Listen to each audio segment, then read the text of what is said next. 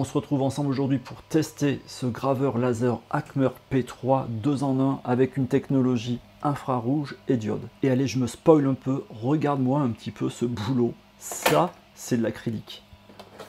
Ça, c'est du PLA, donc c'est fait avec une imprimante 3D sur laquelle tu vas pouvoir graver dessus. Donc on se retrouve pour faire ce test complet juste après le générique.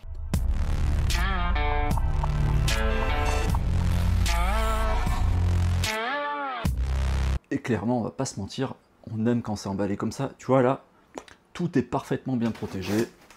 On va retirer cette mousse. Alors je vais essayer de le faire à une seule main. Ouais, ça marche. Dessous, on a tout, on a notre graveur laser, on a nos accessoires, pareil dans une mousse. Tout est parfaitement protégé. On va retirer cette mousse de protection. On va voir si ça vient facilement aussi. Ouais, c'est correct. C'est correct, donc pareil là, parfaitement protégé, et dessous on va retrouver le nid d'abeille. Et au-delà des mousses de protection, on va s'apercevoir que notre nid d'abeille, il est maintenu au châssis avec 2 vis. Pareil, tes axes sont maintenus avec des petites cales comme ceci. Donc, pendant le trajet, ça peut être chahuté, et tu vas retrouver du coup un graveur qui sera pas abîmé et qui n'aura pas pris de choc. Et là aussi, au niveau des protections sur tout le pourtour du laser, ce sera à nous de retirer les plastiques. C'est l'avantage aussi d'avoir quelque chose qui arrive et qui est pas rayé, parce que forcément, une fois que tu retires ceci, ça devient plus fragile. Et on regarde rapidement ce qui est livré avec. Donc déjà, tu vas avoir des accessoires qui vont te permettre de faire des tests de gravure. Donc on va retrouver du contreplaqué, de l'acrylique. On s'aperçoit qu'ils ont laissé avec justement une grille de test qu'ils ont dû faire avec le graveur laser. Alors soit avec celui-ci, soit avec ceux de la même série. Et ça, c'est plutôt appréciable, ça te permet de te donner une idée des paramètres que tu vas devoir utiliser lorsque tu veux utiliser ce type de contreplaqué. On retrouve ici notre alimentation avec notre câble USB, une pompe d'air assist qui comme ça paraît énorme. Déjà, elle est super lourde, mais j'ai regardé, on est sur quelque chose d'assez classique, on est sur du 30 litres par minute. Une paire de lunettes de protection, cette fois-ci de couleur rouge, c'est souvent comme ça chez Acmer. Ici, ce sera pour relier en fait un tuyau qui permet de relier l'arrière de ton graveur laser avec ton purificateur. Et puis après, le classique, quelques tournevis qui vont te permettre de retirer, entre autres, tu vois, les éléments de protection qui sont ici, la clé de sécurité, de quoi nettoyer ta lentille. Par contre, il n'y a pas de seconde lentille, j'ai l'impression. Il n'y a pas de lentille pour échanger si tu viens à la fissurer. Une carte SD. Et ici, ça doit être l'adaptateur USB, USB pour pouvoir lire ta carte SD. Et enfin, le fameux graveur laser, donc c'est ce qu'on appelle un 2 en 1. Ça veut dire qu'on a deux technologies, donc un laser diode 10 watts, donc ça c'est ce qui est le plus connu. Ensuite, ici, tu as un petit interrupteur qui te permet de passer sur le laser IR. IR, ça veut dire quoi? Ça veut dire infrarouge.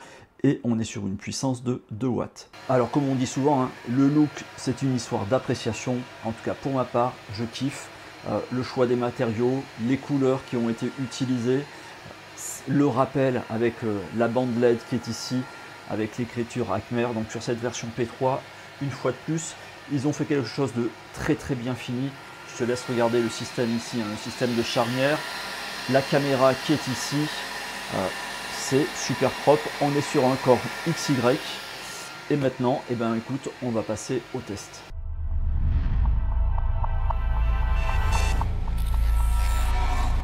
Allez, on découvre ensemble les caractéristiques techniques de ce Acmer P3. Donc la particularité des graveurs dits fermés, c'est que tu as ce système d'enclos. Alors pour certains, sur lequel on a une visibilité complète de ce qui se passe à l'intérieur, comme celui-ci, puis d'autres sur lesquels tu as juste quelques petites fenêtres pour pouvoir visualiser ce qui est en train de se passer. Ce que tu vois ici, c'est une caméra HD qu'ils ont placée au milieu à peu près de notre enclos. Ça veut dire qu'à l'arrière, tu vas te retrouver avec un ventilateur qui va pouvoir expulser les fumées et les particules soit à l'extérieur de ta maison, de ton appartement, soit tu vas utiliser un purificateur de fumée. On retrouve sur le côté une assistance d'air qui est directement branchée et alimentée par le biais de ton graveur laser. Ça veut dire que sur le côté ici, on va retrouver l'alimentation de l'assistance d'air, le tuyau à raccorder à la pompe, le câble USB pour relier à ton ordinateur et l'alimentation qui est avec un chargeur qui se trouve sur l'arrière. À l'arrière du graveur, on va se retrouver avec deux interrupteurs, donc un pour allumer ou éteindre la LED qui est juste ici dans le cover, et à côté tu as un autre interrupteur qui te permet d'alimenter ou désactiver l'extracteur de fumée. Et ils ont pensé à mettre un tiroir juste ici sur l'avant pour pouvoir retirer tout simplement tous les déchets que tu vas générer lorsque tu vas faire de la découpe laser. Et notre fameux graveur, donc, qui est 2 en 1, ça veut dire tout simplement qu'on va avoir un graveur laser à diode d'une puissance de 10 watts. Ici, tu vas avoir un interrupteur qui te permet de basculer dans l'autre mode. Donc l'autre mode, c'est quoi? C'est un graveur laser infrarouge qui est d'une puissance de 2 watts. Ce Acmer P3 a été pensé de façon intéressante au niveau du système des déplacements. Ce qui fait que l'on va avoir 2 moteurs pas à pas qui sont sur l'arrière, un ici et un ici. L'avantage de ce genre de système encore XY, c'est d'avoir plus de précision et surtout plus de rapidité. Tu vois, les déplacements vont se faire sur les tiges qui sont ici de chaque côté, avec des systèmes de roulement. Et pour le déplacement en X, alors là tu vois j'ai mis ma caméra à l'envers, c'est monté sur un rail linéaire. Mais mieux que de longs discours ou du marketing, moi je vais déjà te montrer quel est le déplacement et comment il se comporte avec ce corps XY. Donc on va se faire un petit rond ici, j'ai mis des marqueurs 1, 2, 3, 4 de façon aléatoire. Il n'est pas en fonction gravure, tu vois j'ai même débranché ceci, c'est juste pour te montrer en fait comment il se déplace. Est-ce qu'il fait du bruit en se déplaçant? Est-ce que ça paraît souple? Et est-ce que c'est rapide? Allez, première chose, on va cliquer sur auto-guider pour le faire ramener au point 0. Donc ici, on va avoir un capteur de fin de course et un deuxième capteur de fin de course qui se passe là-bas lorsqu'il arrive au point 0. Maintenant, on va faire comme si on lançait une gravure. On clique sur démarrer et on va le laisser faire. Donc on va observer la fluidité, les déplacements qui vont être rapides. Donc c'est efficace, c'est précis. Le volume pour pouvoir faire les gravures ou les découpes, normalement, je dis bien normalement, c'est du 400, donc 40 cm par 39 cm. Mais ça, c'est normalement. Je te dirai après pourquoi faut prendre ça avec des pincettes. Comme beaucoup de graveurs, découpeurs, laser, aujourd'hui il y a un certain nombre de protections, donc forcément tu auras un bouton d'arrêt d'urgence qui se trouve ici, un système de clé pour pouvoir le verrouiller, un système de détection en cas de départ de flamme avec un interrupteur qui permettra de le verrouiller ou le déverrouiller juste ici. Et s'il y a nécessité un jour de reprogrammer la carte mère, tu as un emplacement pour une carte mémoire. Ici c'est un câble USB qui va être accordé tout simplement à la caméra. Et là c'est la prise si tu veux brancher ton Rotary. On sait que les graveurs laser, il ne faut pas les regarder quand ils sont en train de travailler, donc c'est pour ça qu'il y a un capot comme ceci, avec une espèce de plexi, d'acrylique ou autre, je ne sais pas exactement comment le nommer, qui répond à une classification, donc qui est normée pour la protection. Allez, assez simplement, lorsque tu veux graver quelque chose, imagine que tu veux graver sur ce petit bout de bois, comme beaucoup de graveurs laser, et bien en fait tu vas faire descendre ce petit truc, tu dévisses, tu remontes ton graveur de façon à atteindre la bonne hauteur. Donc là, à une main, ça va être un petit peu compliqué. Toutefois, on va essayer. Tu le places, tu resserres, ainsi, et tu remontes. Et je ne vais pas te faire une vidéo détaillée de l'assemblage, tu n'as rien à faire. Tu as juste à placer ton graveur laser, raccorder ton tuyau juste ici, raccorder l'alimentation, et c'est fini, en tout cas pour cette partie-là. Et ici, tu vas raccorder ton assistance d'air, ton câble USB, et ton câble d'alimentation.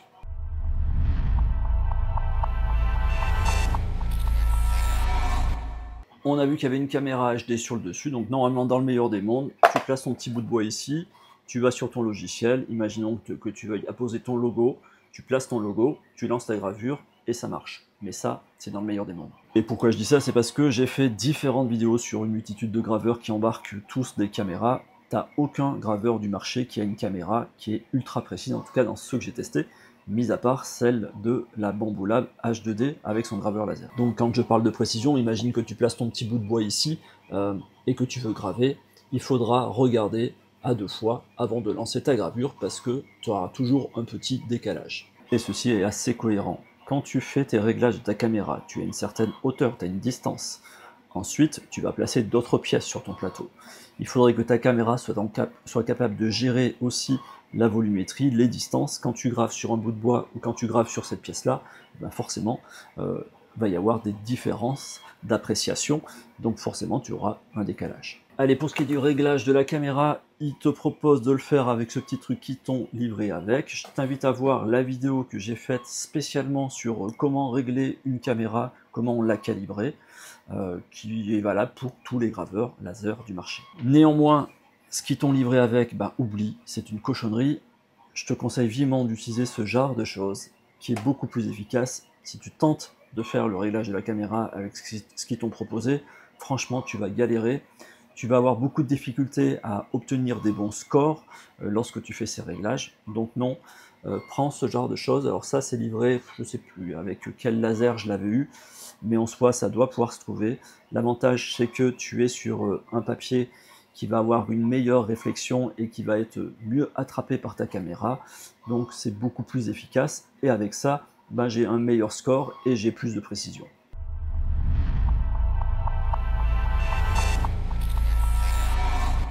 Conseil, que ce soit pour graver ou pouvoir faire de la découpe, active le cadré en continu. Tu lui dis aussi d'avoir le laser à une puissance de 1%. Et l'avantage avec le Hackmer, c'est qu'on va pouvoir cadrer avec le capot ouvert pour vraiment voir la zone de travail. Donc tu ouvres ton capot et tu cliques sur cadrer. Donc bien sûr, hein, tu remets ta tête au point home, au point 0, donc tu vas sur auto guider et tu cliques sur cadrer. Ensuite, tu vas pouvoir observer ta zone de gravure ou de découpe avec le petit laser qui apparaît juste ici, la petite pointe laser. On voit que notre matériau est placé au bon endroit et on va pouvoir lui dire d'arrêter. L'avantage du continu, c'est que si tu n'as pas eu le temps de voir ou si tu as besoin de déplacer un petit peu ta pièce, et ben, tu peux le faire parce que lui, il va faire le tour en permanence. Et sur mon X-Tool, eh ben, je vais activer l'aspiration pour pouvoir filtrer la fumée. On n'a plus qu'à cliquer sur démarrer. Chose à savoir avec le Hackmer P3 que l'on n'a pas toujours avec tous les lasers, c'est si tu cliques sur suspend parce que tu veux faire une pause. Donc oui, il va se mettre en pause.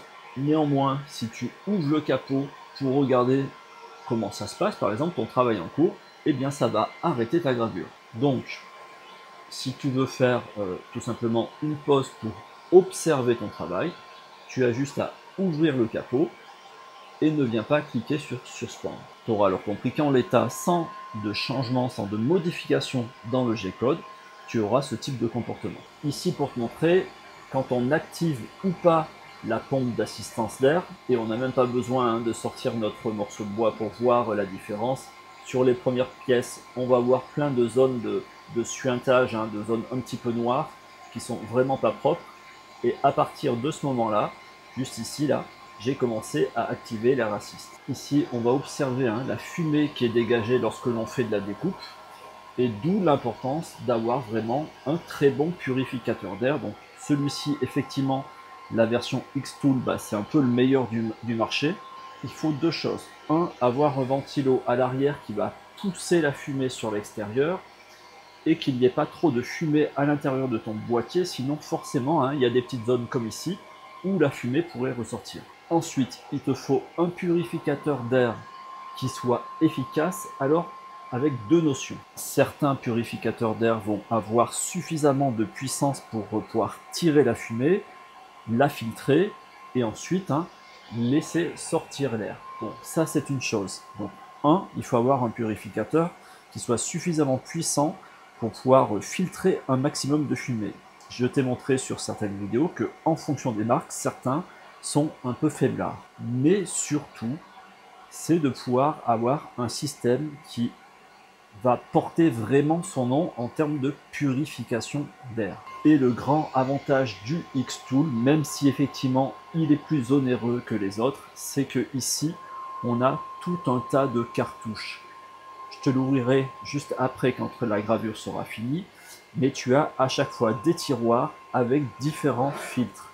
Ce qui fait que en fonction des matériaux que tu vas découper, eh bien lui, tu as 99, presque 99 de particules qui sont filtrées, ce qui fait qu'à la sortie ici de ton purificateur, tu n'as quasiment plus rien, en tout cas quasiment plus de parties nocives qui vont s'échapper dans la pièce. On va essayer de soulever notre planche pour voir ce qui se passe. Et c'est juste nickel. Pareil ici avec plein de petits détails.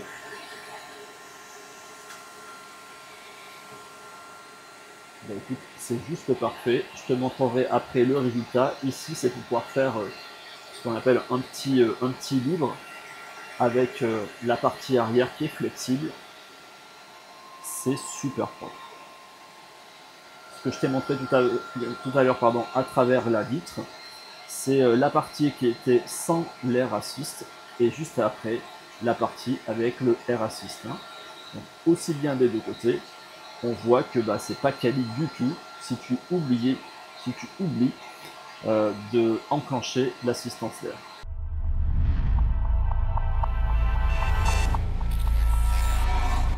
Ce Hekmer P3 2 en 1 est capable de faire différentes choses vu qu'il a deux lasers, laser diode, laser infrarouge. Donc il y a certains matériaux que tu pourras graver aussi bien avec le laser diode qu'avec la version infrarouge. Ce sera à toi de voir quelle est par exemple ta préférence et ce que tu souhaites faire. Et on va prendre un exemple simple, par exemple le cuir. Alors quand je te parle de cuir, hein, comme celui-ci, du véritable cuir ou du simili-cuir, c'est un peu la même idée. Allez, avec un graveur laser à diode, on obtient ce genre de choses lorsqu'on veut faire, lorsqu'on le veut marquer du cuir. Donc ici, c'est sur du vrai cuir, sur du simili-cuir, ça va se présenter comme ceci. Donc on commence à faire partir la couche qui est sur le dessus, hein, sur le cuir ou sur le simili, et on va avoir un marquage qui va être plutôt de couleur noire ou marron. En fait, hein, on fait apparaître ce qu'il y a dessous, et ça va brûler un petit peu le matériau. Et si tu fais le choix de graver avec le laser infrarouge, eh bien tu vas avoir des marques qui sont comme ceci, donc ça va plutôt se rapprocher sur du blanc, beige, pour pouvoir marquer sur ton cuir ou sur ton simili. Je te conseille en amont de faire des petites grilles de test, hein, pour savoir à partir de quel moment bah déjà tu vas creuser ton cuir ou ton simili et à quel moment ça peut devenir dangereux, que ça peut même prendre feu, hein, comme ici. Et surtout par exemple pour le laser infrarouge, ça te permet de voir quelle coloration tu vas obtenir bah, sur ton cuir ou sur ton simili. Et là, je vais te montrer quelque chose qui est juste assez hallucinant, donc c'est juste incroyable. Et pour ceux qui veulent faire de la gravure sur de l'acrylique noir ou de couleur, tu vas voir que tu vas pouvoir faire des choses juste bluffantes. Et avant de te montrer le résultat, je vais te montrer des choses plus classiques. Pour ceux qui ont tenté de graver sur de l'acrylique noir avec un laser à diode, on a vu que les résultats n'étaient pas terribles. Donc ça grave en couleur un peu noire, ça va gratter un petit peu la matière. Alors c'est très bien pour la découpe, mais c'est pas fait pour graver. Typiquement ici, j'essaie de prendre le reflet. Quand tu veux graver sur de l'acrylique à une vitesse de 10 000, une puissance de 100, on a une coloration qui va être blanche-beige. De ce côté-ci, bah, j'ai gravé avec moins de puissance, 80. Ça permet d'avoir un résultat un petit peu différent, tu vois, moins granuleux et qui va briller un peu plus. Mais ça, c'est rien. Dis-toi qu'avec de l'infrarouge, tu vas pouvoir aussi travailler comme de la photo, comme si tu voulais faire une photo sur ton acrylique de couleur. Et ça se passe ici. Alors voilà ce que tu peux faire sur de l'acrylique noir. C'est juste incroyable. Ça n'a absolument rien à voir, hein, avec ce qu'on a pu voir juste auparavant. Donc on est sur un marquage. Donc là on est vraiment dans l'esprit d'une photo, donner des effets d'ombrage, de choses comme ceci. Donc c'est assez bluffant ce que tu vas pouvoir faire avec ce système d'infrarouge. Donc sur tous les acryliques qui vont être teintés, tu pourras avoir ce type de résultat. Alors tu auras compris, on n'est pas sur une gravure ici pure et dure, hein, comme on a pu faire par exemple avec la tête de squelette qui était ici, ou ici. On va travailler sur d'autres puissances, d'autres vitesses, et ça permettra de faire ce marquage sans avoir cet aspect un petit peu granuleux, sans donner cet effet de gravure.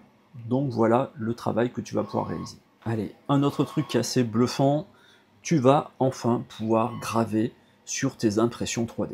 Donc là c'est du PLA, donc un rond que j'ai imprimé avec un effet carbone. Et ce que tu vois en beige, eh bien c'est tout simplement grâce au graveur laser dans sa version infrarouge. Et je t'avais déjà montré sur d'autres vidéos, hein, sur TikTok et Instagram, je te laisse regarder la précision. C'est juste bluffant. Donc tu vas pouvoir graver sur ce type de matériau parce que l'avantage de l'infrarouge, c'est qu'il est là pour graver sur du plastique. Donc je me suis dit, si ça grave de l'ABS, donc du plastique, on va pouvoir graver aussi du PLA, du PETG, en fait tout ce qu'on va sortir dans nos impressions 3D. Ici, plus classiquement, j'ai fait un test de gravure sur de l'ABS, tu vois, sur un petit thermomètre qui est comme ceci. Donc là aussi, ça fonctionne bien. Donc à toi de faire pareil, une petite grille de test en amont pour savoir, pour voir quelle puissance et quelle vitesse sera nécessaire pour pouvoir colorer ton plastique. Tu pourras avoir des teintes qui sont plus ou moins grises, plus ou moins beige, donc plus ou moins foncées. Fais ta grille de test, tu choisis la couleur qui te convient et ensuite tu fais ton marquage. Alors, est-ce qu'on peut graver aussi sur de l'ardoise? Donc ça, on peut le faire assez facilement avec un graveur laser à diode. Et on voit qu'avec un graveur laser infrarouge, on peut le faire aussi. L'avantage ici, c'est que le laser à diode a une précision de 0,08. Dans la version infrarouge, tu auras une précision qui va être améliorée en 0,02. Donc oui, ce sera plus long, mais ce sera plus précis. Et idem pour les métaux, tu vas pouvoir graver de façon plus précise, plus efficacement avec la version infrarouge. Donc ici on voit que notre petit lapin, il y a certains endroits sur lesquels j'ai creusé un peu plus. Donc ce sera à toi de voir aussi quelle puissance et le nombre de passes que tu souhaites faire, si tu veux creuser ou pas tous les métaux.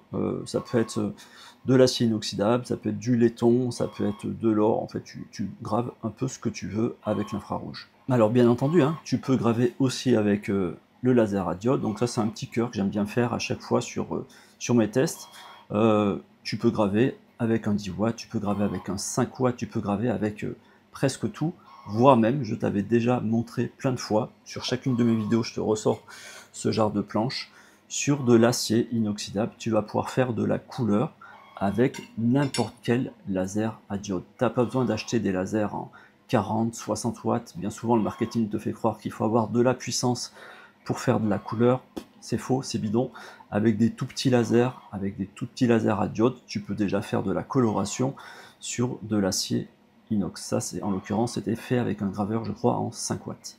Et comment il va s'en sortir sur ton contreplaqué? Eh bien, ça va vraiment dépendre de ton contreplaqué. Si tu achètes des cochonneries, comme celui-ci par exemple, sur Amazon, toujours trop cher, ça doit coûter 17 balles le lot, je sais plus exactement, c'est absolument pas uniforme. Souvent c'est voilé, des fois tu as 3 mm, des fois tu as 3 mm 2, 3 mm 3, du coup, le jour où tu veux faire des pièces comme ceci, avec des emboîtements, t'imagines bien que ça, ton fichier était prévu pour des contreplaqués qui sont de 3 mm précisément. Donc si tu as une découpe qui est prévue pour 3 mm et que ton contreplaqué n'est pas de la bonne épaisseur, tu ne pourras jamais emboîter toutes ces pièces-là. Bon, et je te dis ça, j'en ai acheté plein de fois. Le problème, c'est que j'étais tombé sur un premier lot qui était plutôt bon, et après, j'avais pris l'abonnement pour recevoir tous les 3 ou 4 mois. Tous ceux que j'ai reçus ultérieurement sont irréguliers. Donc j'ai tout un stock, je m'en sers plus du tout pour pouvoir faire ce genre de pièces, je m'en sers juste pour pouvoir faire de la gravure et pas de la découpe. En tout cas, pas des emboîtements. Donc celui-ci, fuis, ne prends pas, n'achète pas. Donc sur un contreplaqué low cost comme on a vu, lorsqu'on veut faire de la découpe, tu auras compris que suivant comment il est pressé, comment il a été chargé en colle, etc., des fois tu auras une coupe qui est précise, des fois non, sur des valeurs qui, sur le principe, fonctionnent très bien. Donc là, on est à peu près à 300 mm par minute sur une puissance de 100 pour pouvoir faire ce type de découpe. Et ici, c'était pareil, mais on a vu que ça coupait pas très bien, donc il fallait soit diminuer la vitesse, soit faire une seconde passe. Sinon, sur un contreplaqué de bonne qualité, c'est super détaillé, c'est très propre, ça coupe d'une seule passe, et on voit que c'est super quali.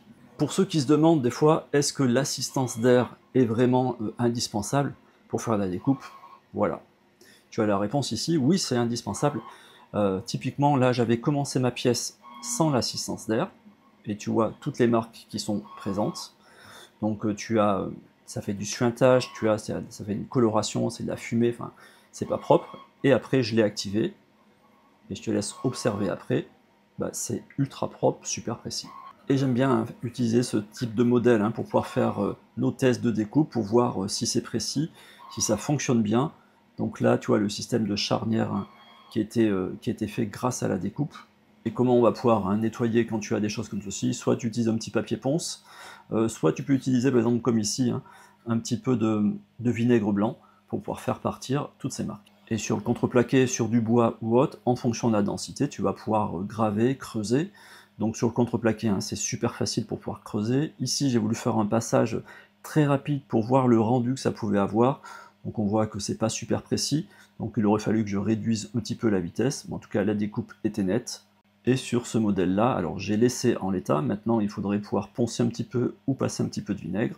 Là, c'est un effet un peu comme de l'embossage. En tout cas, c'est creusé. Et si tu souhaites creuser un peu plus, tu vas pouvoir faire différentes passes. Il vaut mieux le faire en plusieurs passes que trop augmenter si tu veux la puissance, parce que sinon tu risques vraiment de brûler le matériau. Enfin bon, tu auras compris que c'est infini les gravures, tu vas pouvoir graver presque tout avec les deux technologies. L'une et l'autre sont complémentaires, on a pu voir que des fois l'une et l'autre peuvent graver le même matériau, mais vont avoir des rendus différents.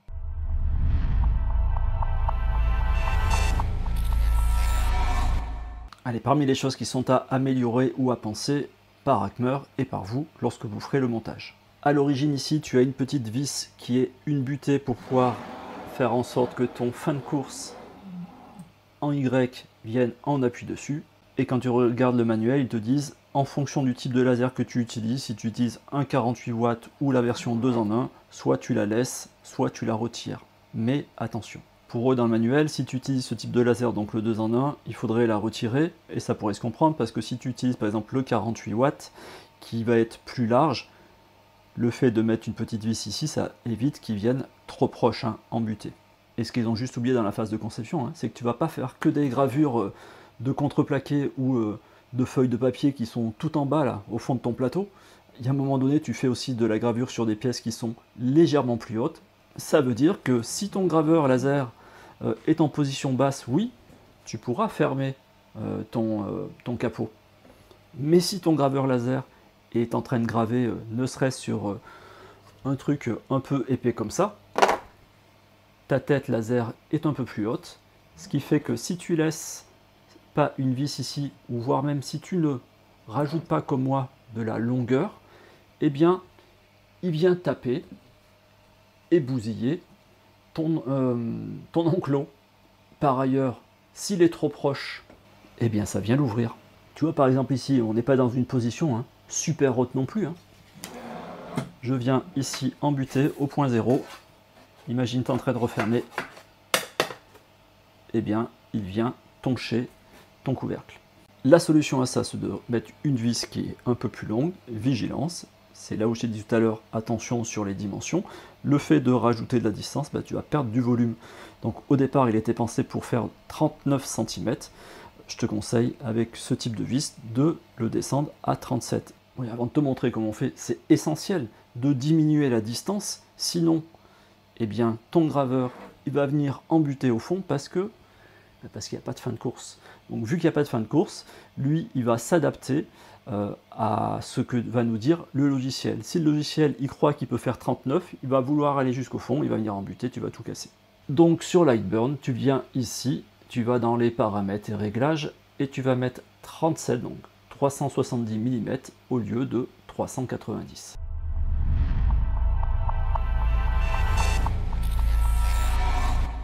Et je reviens sur l'acrylique noir. Pour celui qui souhaite se démarquer et faire des projets en grand volume, eh ben, tu as vu qu'avec l'infrarouge, on peut faire des choses assez incroyables.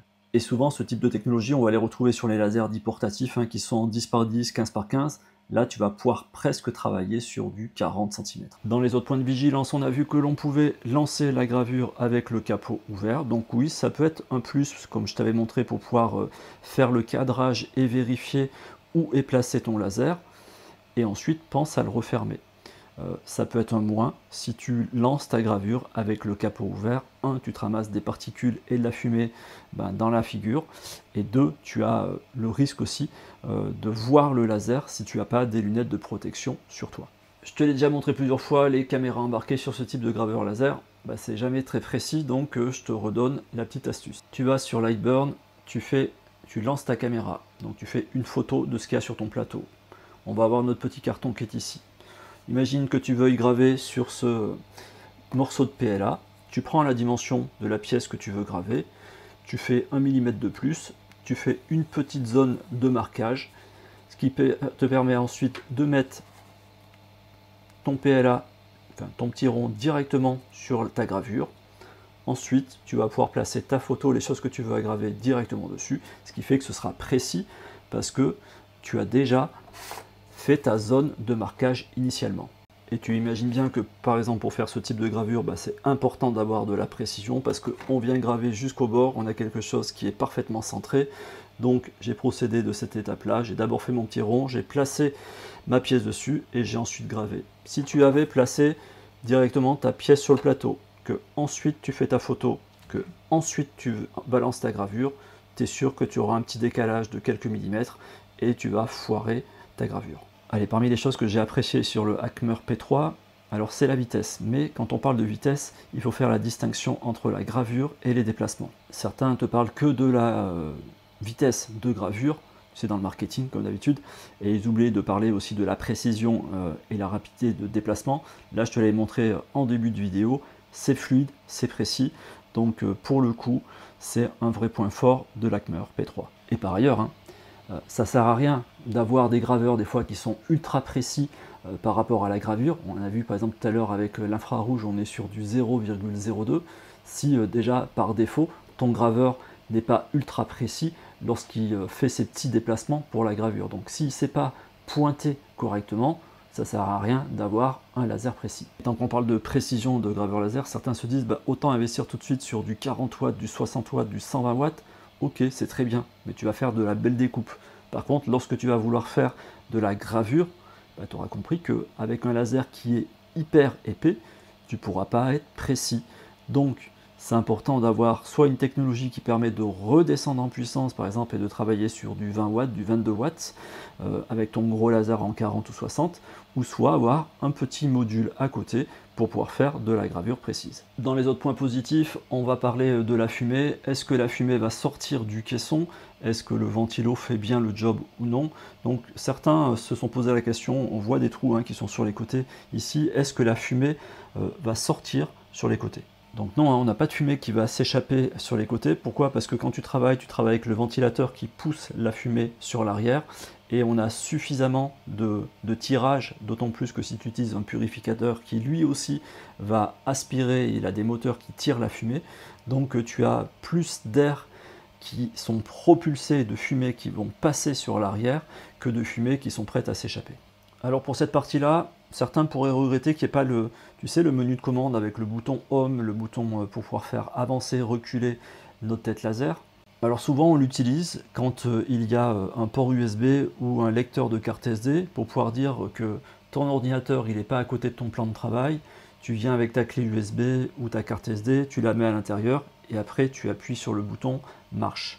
Donc j'imagine, c'est une histoire de coût aussi, le fait de retirer un menu de commande ici, ça coûte moins cher à fabriquer. Et pour ce qui est du bruit, du coup, on va le faire en 3 étapes. On a déjà l'assistance d'air, celle-ci, elle est plutôt silencieuse, donc elle, franchement, c'est un bon point. Ensuite, le ventilateur qui est au fond, le plus simple, c'est qu'on le fasse en live. Je vais retire mon micro-cravate et on va le mettre en marche.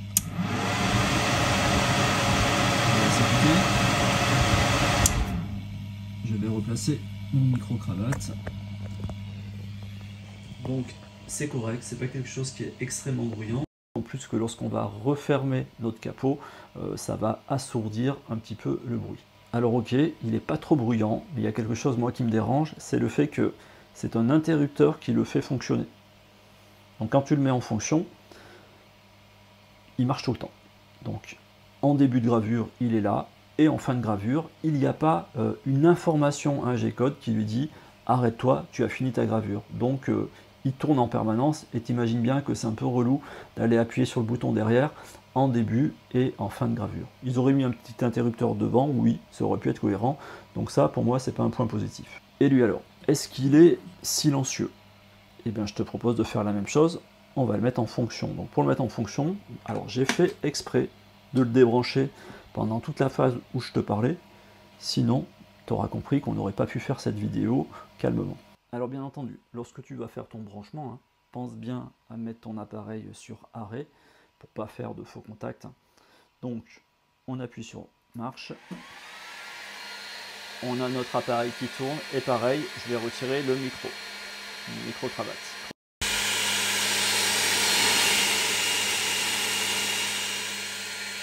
On voit que c'est quand même vivant et je vais refermer le couvercle pour voir quel est le bruit ambiant.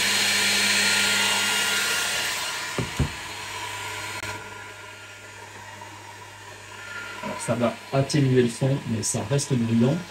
Et à ça, on va rajouter le bruit du ventilo qui est à l'arrière. Et viennent se rajouter à ça le bruit pendant la gravure, donc il y a des déplacements, et tu as ton graveur aussi hein, qui va grésiller un petit peu lorsqu'il va être sur certains matériaux.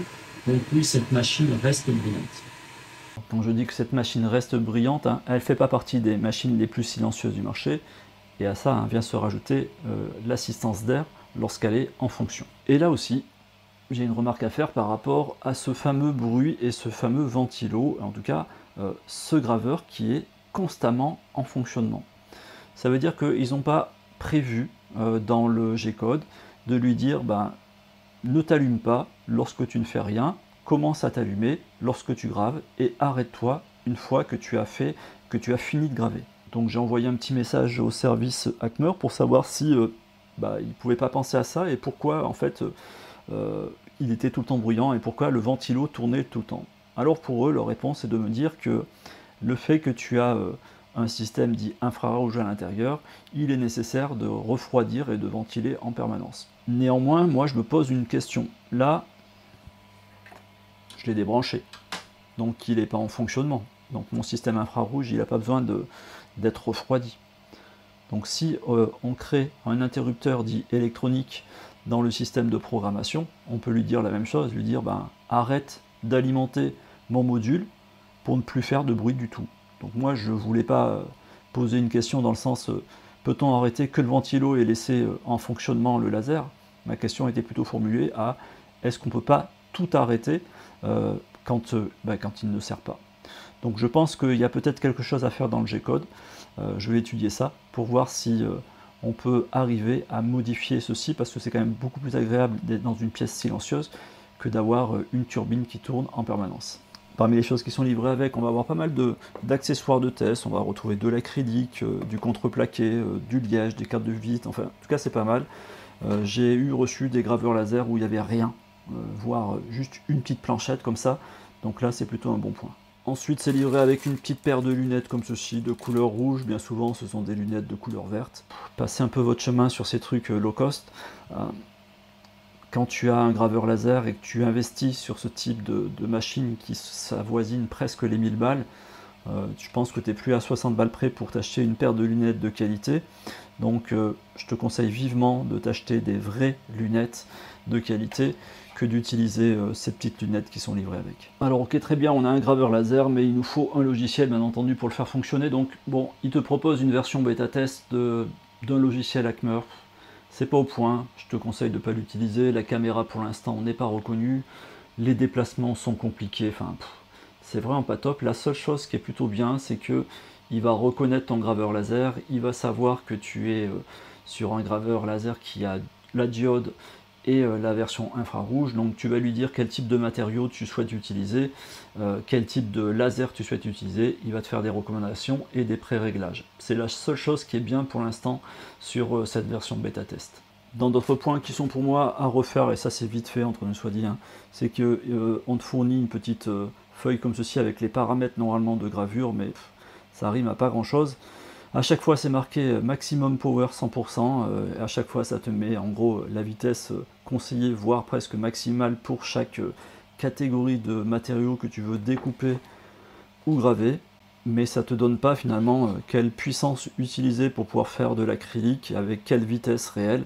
Donc souvent on te donne des recommandations, donc des fois il faut ajuster en fonction par exemple du type de contreplaqué ou en fonction de certains matériaux qui vont avoir des variantes en fonction d'où tu les achètes.